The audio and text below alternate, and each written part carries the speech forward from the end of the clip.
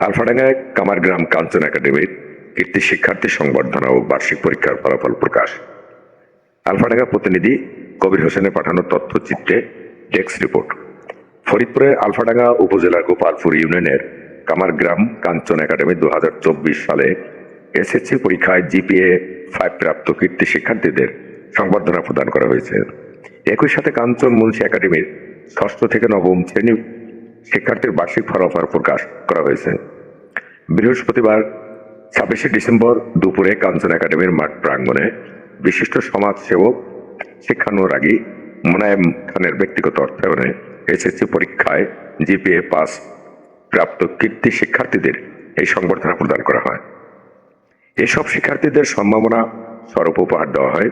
একই সাথে কাঞ্চন একাডেমির বার্ষিক পরীক্ষার প্রতিটি শ্রেণীর প্রথম, দ্বিতীয় ও তৃতীয় স্থান অধিকারী শিক্ষার্থীদের মাঝে উপহার দেওয়া হয়েছে। এই উপলক্ষে বিদ্যালয় প্রাঙ্গণে এক আলোচনা সভা অনুষ্ঠিত হয়েছে। সভায় প্রধান অতিথি হিসেবে বক্তব্য প্রদান করেন কাঞ্চন একাডেমির দাতা সদস্য বিশিষ্ট সমাজসেবক ও শিক্ষানুরাগী মোনায়েম খান। তিনি বলেন, এলাকায় শিক্ষার আলো ছড়িয়ে দিতে মরহুম কাঞ্চন মুন্সি 1937 সালে প্রতিষ্ঠা করেছিলেন কাঞ্চন একাডেমি, যা এখনো আলফাডাঙ্গা উপজেলার স্বনামধন্য ঐতিহ্যবাহী বিদ্যাপীঠ।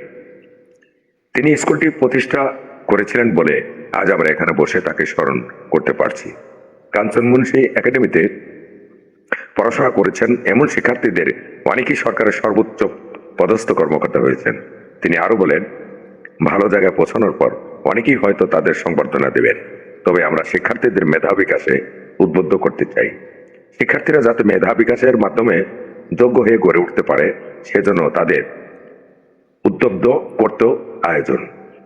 এই সময় কাঞ্চন একাডেমির প্রধান শিক্ষক মোহাম্মদ জাকির হোসেনের সভাপতিত্বেও ধর্মী শিক্ষক মোহাম্মদ নাসিরউদ্দিন মিয়ার সঞ্চালনে অন্যান্যদের মধ্যে বক্তব্য রাখেন সহকারী প্রধান শিক্ষক কাউসার প্রামাণিক, সহকারী শিক্ষক মহসিন আলম প্রমুখ।